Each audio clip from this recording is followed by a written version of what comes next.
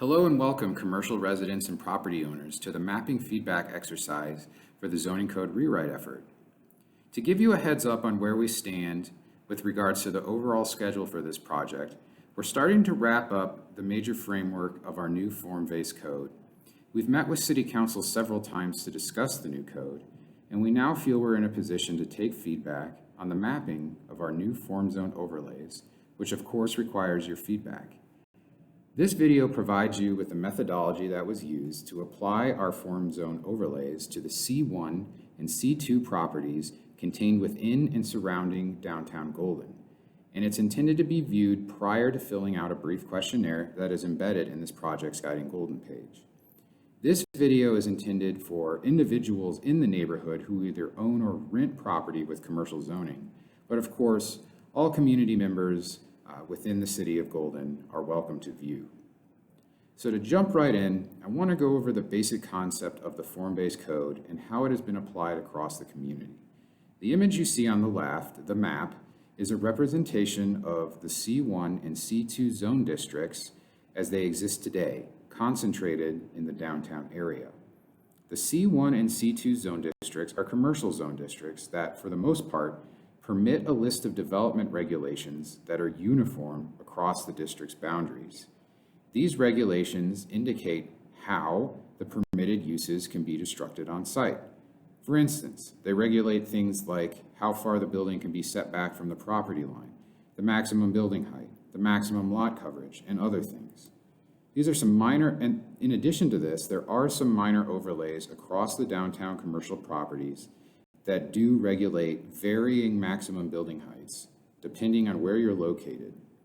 But for the most part, all properties in C1 and C2 share a similar set of rules when it comes to the scale of a building's development. Now, many of you may be aware that this has become an issue in the community over the last several years. This one-size-fits-all list of development regulations has created issues, and we're witnessing fewer and fewer developments that reflect the scale and disposition of existing buildings throughout these neighborhoods. And there is a desire, as reflected in our policy documents such as Golden Vision 2030 and our neighborhood plans, to ensure that new developments reflect what has come before, the structures that we find common in Golden's built environment. The new code recognizes that there are different development patterns within the within the C1 and C2 zone districts that introduces different development standards that are unique to each of these areas that have been identified on the map. It's important to note that these unique development standards are modeled directly off of the developments that have come before within the built environment.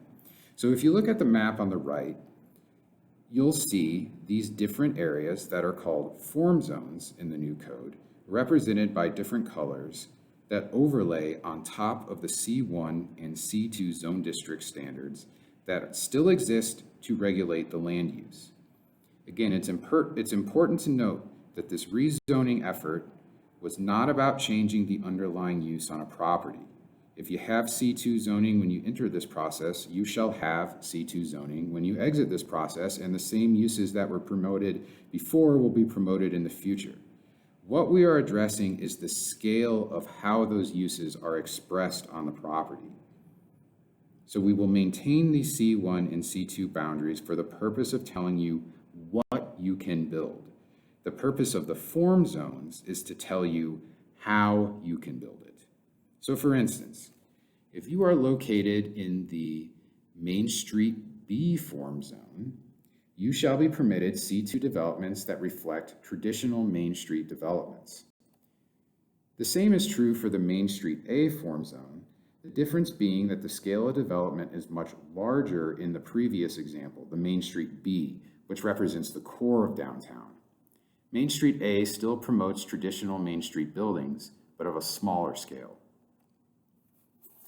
Finally, if you have a neighborhood corridor overlay applied to your property, you are permitted developments that are reflective of commercial businesses occupying former household structures, and we'll get into that in a minute.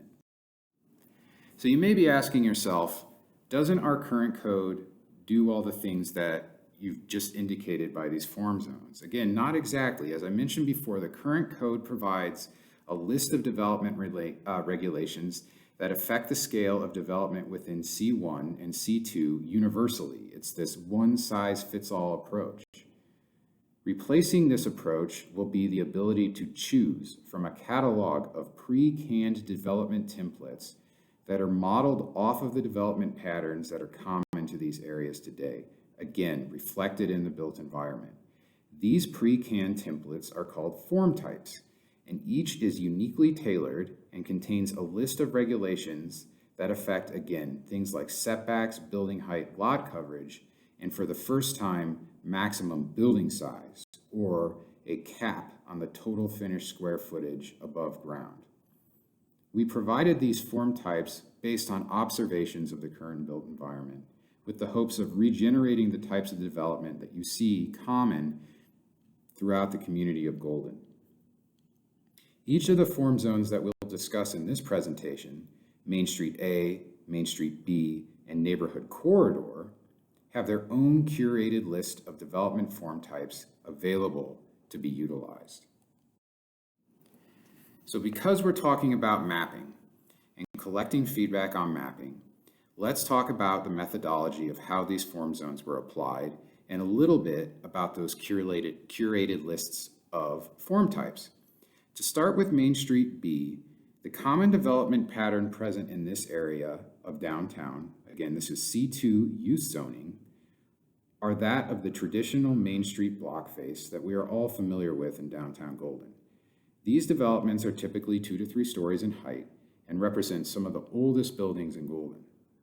In addition to these developments, you'll find the modern version of this development type that promotes a 5 to 6 story development that begin to step back the upper stories away from the street so that the developments accentuate the 2 to 3 story perspective that matches the previous example.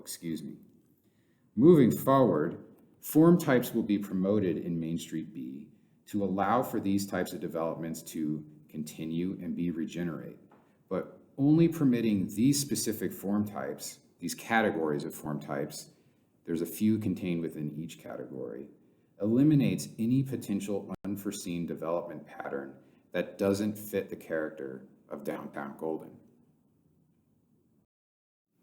Main Street A is where things start to become a little less obvious. These areas of the city along 8th Street and Arapahoe Street in West Downtown show a mix of small-scale commercial strip development and small-scale businesses that are typically no larger than a household.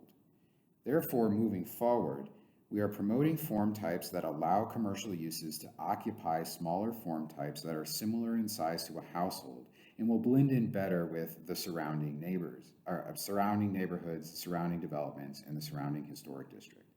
But in addition to this, we understand through our neighborhood plans and other policy documents that the traditional commercial experience in Golden, the Main Street commercial experience, is desired for these areas that surround the main core of downtown. Therefore, the smaller of these two Main Street form type categories, the 2 to 3 story form type categories, will be promoted in this area to express commercial uses that are permitted in the underlying zone district.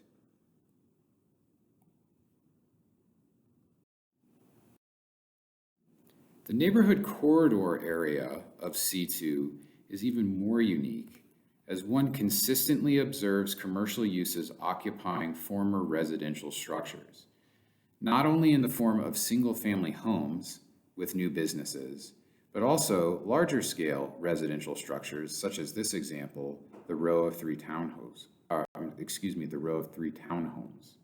Therefore, in this form zone, form types that are promoted allow for the occupancy of residential type structures with commercial uses, so that the character of this neighborhood, these patterns that we observe, can be continued in the future.